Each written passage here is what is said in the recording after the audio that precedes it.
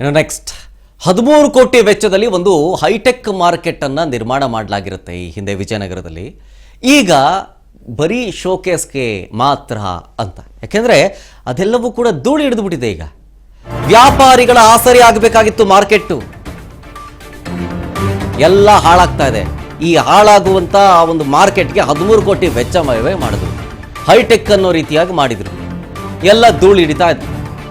ಅಧಿಕಾರಿಗಳ ಬೇಜವಾಬ್ದಾರಿ ಎದ್ದು ಕಾಣಿಸ್ತಾ ಇದೆ. ಇಲ್ಲಿ ಉದ್ಘಾಟನೆಯಾಗಿ 2 ವರ್ಷ ಆದ್ರೂ ಕೂಡ ಟೆಂಡರ್ ಪ್ರಕ್ರಿಯೆನೇ ಮುಗ್ದಿಲ್ಲ. ಸಾರ್ವಜನಿಕರ ಕೋಟ್ಯಾಂತರ ರೂಪಾಯಿ ತೆರಿಗೆ ಹಣ ಎಲ್ಲವೂ ವೇಸ್ಟ್, ಹೋಮ. ವ್ಯಾಪಾರನೇ ಇಲ್ಲದೆ ಪಾಳು ಬಿದ್ದು ಧೂಳು ಹೊಡಿತಾ ಇದೆ ಮಳಿಗೆಗಳೆಲ್ಲ. ಏನು ಒಂದಾ ಎರಡ 80ಕ್ಕಿಂತ ಜಾಸ್ತಿನೇ ಇದೆ ಅಲ್ಲಿ ಹೈಟೆಕ್ ಮಳಿಗೆ, ಎಲ್ಲವೂ ಖಾಲಿ. ಅದಕ್ಕೆ ಹೈಟೆಕ್ ಟಚ್ ಬೇರೆ ಕೊಟ್ಟಿದ್ದಾರೆ ನೋಡಿ, ಅಲ್ಲಿ ಹೈಟೆಕ್ ಟಚ್ ಕೊಟ್ಟಿದ್ದಾರೆ. ಸುಮಾರು 13 ಕೋಟಿ ರೂಪಾಯಿ ಅದಕ್ಕೆ ಖರ್ಚು ಮಾಡಿದ್ದಾರೆ. ವಿಜಯನಗರದಲ್ಲಿ, ಬೆಂಗಳೂರಿನ ವಿಜಯನಗರದಲ್ಲಿ ನಿರ್ಮಾಣ ಆಗಿರೋದು ಕೃಷ್ಣದೇವರಾಯ ಪಾಲಿಕೆ ಬಜಾರ್ ಅಂತ. 13 ಕೋಟಿ ವೆಚ್ಚದಲ್ಲಿ ಹೈಟೆಕ್ ಮಾರ್ಕೆಟ್ ಮಾಡಿಬಿಟ್ಟು ಉದ್ಘಾಟನೆಯಾಗಿ 2 ವರ್ಷ ಆದರೂ ಟೆಂಡರ್ ಪ್ರಕ್ರಿಯೆನೂ ಮುಗಿಸ್ತೇನೆ, ಜೊತೆಗೆ ಅದು ಮಳಿಗೆಗಳು ಧೂಳು ಹಿಡಿತಾ ಇದ್ದಾವೆ, ಗಲೀಜಾಗ್ತಾ ಇದ್ದಾವೆ. ಹಾಗೆ ಬಿಡ್ತಾ ಹೋದರೆ ನೆಕ್ಸ್ಟು ನಿಮಗೆ ಅದೊಂದು ಅಡ್ಡೆ ಆಗಿಬಿಡುತ್ತೆ. ಅದು ನೆಕ್ಸ್ಟ್ ಅನೈತಿಕ ಚಟುವಟಿಕೆಗಳ ತಾಣ ಆಗಿಬಿಡುತ್ತೆ, ಅಡ್ಡ ಆಗಿಬಿಡುತ್ತೆ. ಹಿಂಗೆ ಬಿಟ್ರೆ 13 ಕೋಟಿ ವೆಚ್ಚ ಹೈಟೆಕ್ ಆಗಿ ಮಾಡಿದಿರಿ, ಅದ್ರ ಬಗ್ಗೆ ಯಾರು ಗಮನ ಹರಿಸ್ತಾ ಇಲ್ವಾ? ಅಥವಾ ಹಿಂಗೊಂದು ಇದೆ, ಅಥವಾ ಹಿಂಗೊಂದು ಉದ್ಘಾಟನೆ ಮಾಡಿದ್ವಿ, ಅದನ್ನೇ ಕಂಪ್ಲೀಟ್ ಮಾಡಬೇಕು, ಅದೆಲ್ಲ ಕೆಲಸಗಳು ಬಾಕಿ ಇದೆ, ಅದೆಲ್ಲ ಮುಗಿಸ್ಬೇಕು ಅನ್ನೋ ಯೋಚನೆನೂ ಬಂದಿಲ್ವಾ? ಅಥವಾ ಪಾಲಿಕೆಯವರು ಈಗೆಲ್ಲ ಹೊಸದಾಗಿ ಸಚಿವರು ಬಂದುಬಿಟ್ಟಿದ್ದಾರೆ, ಅವ್ರ ಹತ್ರ ಒಳ್ಳೆಯ ಹೆಸರು ತಗೋಬೇಕು ಅಂತ ಅವ್ರ ಜೊತೆಗೆ ಓಡಾಡ್ಕೊಂಡು ಆಪರೇಷನ್ ಫುಟ್ಪಾತು ಅಥವಾ ಆಪರೇಷನ್ ಇನ್ನೊಂದು ಮತ್ತೊಂದು ಮಗದೊಂದು ಅಂತ ಬ್ಯುಸಿ ಆಗೋದ್ರ ಅಂತ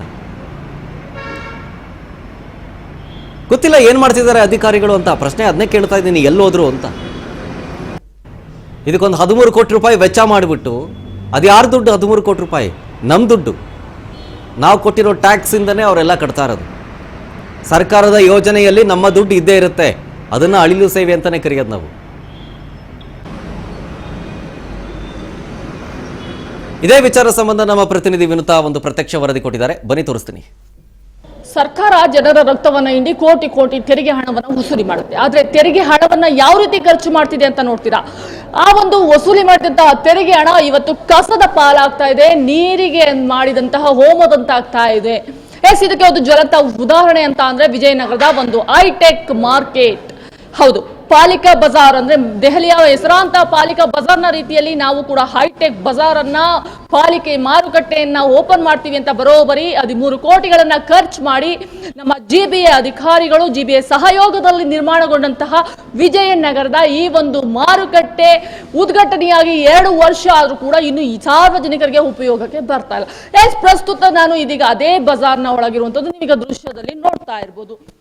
ಈ ಬಜಾರ್ನಲ್ಲಿ ಸುಮಾರು 80ಕ್ಕೂ ಅಧಿಕ ಮಳಿಗೆಗಳಿದೆ, ಆದ್ರೂ ಕೂಡ ಇದುವರೆಗೂ ಯಾವುದೇ ರೀತಿಯಲ್ಲೂ ಇದು ಲೋಕಾರ್ಪಣೆಗೊಂಡಿಲ್ಲ. ಅಂದ್ರೆ ಇದು ಇನಾಗ್ರೇಷನ್ ಆಗಿ 2 ವರ್ಷವಾಗಿದೆ, ಆದ್ರೆ ಸಾರ್ವಜನಿಕರ ಉಪಯೋಗಕ್ಕೆ ಮಾತ್ರ ಇಲ್ಲಿ ಯಾವುದೇ ರೀತಿಯಲ್ಲೂ ಇದು ಬರ್ತಾ ಇಲ್ಲ ಅನ್ನುವಂಥದ್ದು ನಿಜಕ್ಕೂ ಒಂದ್ ರೀತಿ ಬೇಸರದ ಸಂಗತಿ.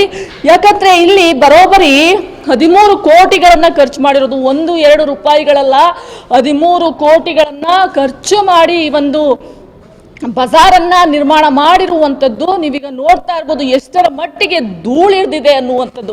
ಕೋಟಿ ಕೋಟಿ ವೆಚ್ಚವನ್ನ ಮಾಡಿ ಹೈಟೆಕ್ ಅಂಡರ್ ಗ್ರೌಂಡ್ ಮಾರ್ಕೆಟ್ ನ ಒಳಗಡೆ ನಾನಿವಾಗ ನಿಮ್ಗೆ ತೋರಿಸ್ತಾ ಇರುವಂತದ್ದು ಎಷ್ಟರ ಮಟ್ಟಿಗೆ ಅಂಗಡಿಗಳನ್ನ ಇಲ್ಲಿ ನಿರ್ಮಾಣ ಮಾಡಲಾಗಿದೆ. ಉದ್ಘಾಟನೆಯಾಗಿ 2 ವರ್ಷ ಕಳೆದಿದೆ, ಆದ್ರೆ ಮಾತ್ರ ವ್ಯಾಪಾರ ವಹಿವಾಟು ಮಾತ್ರ ಇಲ್ಲಿ ನಡೀತಾ ಇಲ್ಲ ಅನ್ನುವಂಥದ್ದು.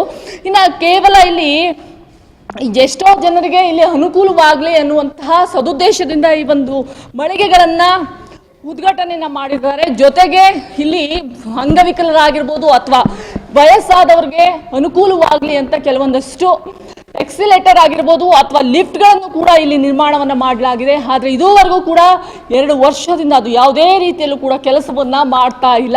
ಒಟ್ಟಾರೆಯಾಗಿ ಜಿಬಿಎ ಅಧಿಕಾರಿಗಳ ಒಂದು ಕಳ್ಳಾಟದಿಂದಾಗಿ ಸರ್ಕಾರದ ಒಂದು ಬೇಜವಾಬ್ದಾರಿತನದಿಂದಾಗಿ ಇವತ್ತು ಸಾರ್ವಜನಿಕರ ಕೋಟಿ ಕೋಟಿ ತೆರಿಗೆ ಹಣ ನೀರಲ್ಲಿ ಹೋಮ ಮಾಡದಂತೆ ಆಗ್ತಾ ಇರುವಂತದ್ದು, ಸಾರ್ವಜನಿಕರ ಒಂದು ಅನುಕೂಲಕ್ಕೆ ನಿರ್ಮಾಣ ಮಾಡಿದಂತಹ ಈ ಒಂದು ಹೈಟೆಕ್ ಬಜಾರ್ ಇವತ್ತು ಹಳ್ಳ ಹಿಡಿಯುವಂತಹ ಪರಿಸ್ಥಿತಿಗೆ ಬಂದು ತಲುಪಿರುವಂತದ್ದು. ಯಾಕಂದ್ರೆ ಇವಾಗ ಜಿಬಿಎ ಅಧಿಕಾರಿಗಳು ಫುಟ್ಪಾತ್ ಅಲ್ಲಿರುವಂತಹ ಅಂಗಡಿಗಳನ್ನ ತೆರವು ಮಾಡ್ತಾರೆ. ಅದೇ ಅಂಗಡಿಗಳನ್ನ ತೆರವು ಮಾಡೋಕ್ ಮುಂಚೆ ಇಂತಹ ಒಂದು ಹೈಟೆಕ್ ಬಜಾರ್ ಅನ್ನ ನಾವು ಮಾಡಿದೀವಿ, ಅಂತಹ ಅಂಗಡಿ ಮಾಲೀಕರಿಗೆ ಇದನ್ನ ಅಲರ್ಟ್ ಮಾಡಬೇಕು ಅನ್ನುವಂತಹ ಸಿಂಪಲ್ ನಾಲೆಡ್ಜ್ ಇದ್ದಿದ್ರೆ ಅವ್ರು ಯಾಕೆ ಬೀದಿ ಬದಿಯಲ್ಲಿ ವ್ಯಾಪಾರ ಮಾಡ್ತಾ ಇದ್ರು? ಅವರ ಹೊಟ್ಟೆ ಮೇಲೆ ಇವತ್ತು ನೀವೇನು ಹೊಡೆಯೋಕೆ ಹೊರಟಿದ್ದೀರಲ್ಲ, ಈ ಒಂದು ಕೋಟಿ ಕೋಟಿ ತೆರಿಗೆ ಹಣವನ್ನ ಖರ್ಚು ಮಾಡಿದ್ದೀರಲ್ಲ, ಇದಕ್ಕೆ ಯಾರು ಹೊಣೆ? ಯಾರನ್ನ ಪ್ರಶ್ನೆ ಮಾಡಬೇಕು ಇದನ್ನ? ಯಾಕಂದ್ರೆ ಬೆಕ್ಕು ನಾವು ಬೇಲಿಯ ಬಂದು ಹೊಳ ಮೇದಂತೆ ಅಂತೀವಲ್ಲ, ಆ ರೀತಿ ಆಗಿದೆ ನಮ್ಮ ಸರ್ಕಾರದ ಈ ಒಂದು ನಡೆ. ಆದಷ್ಟು ಬೇಗ ಈ ಒಂದು ಸುಸಜ್ಜಿತ ಹೈಟೆಕ್ ಮಾರುಕಟ್ಟೆ ಲೋಕಾರ್ಪಣೆಗೊಂಡಿದ್ದಂತೂ ಆಯ್ತು. ಸಾರ್ವಜನಿಕರ ಬಳಕೆಗೆ ಯಾವಾಗ ಮುಕ್ತವಾಗಿ ಸಿಗುತ್ತೆ ಅನ್ನೋದನ್ನ ನಿಜಕ್ಕೂ ಕಾದು ನೋಡಬೇಕು. ಕ್ಯಾಮ್ರಾಮನ್ ಶಿವಶಂಕರ್ ಜೊತೆ ವಿನುತಾ HL, ರಾಜ್ ನ್ಯೂಸ್ ಕನ್ನಡ, ಬೆಂಗಳೂರು.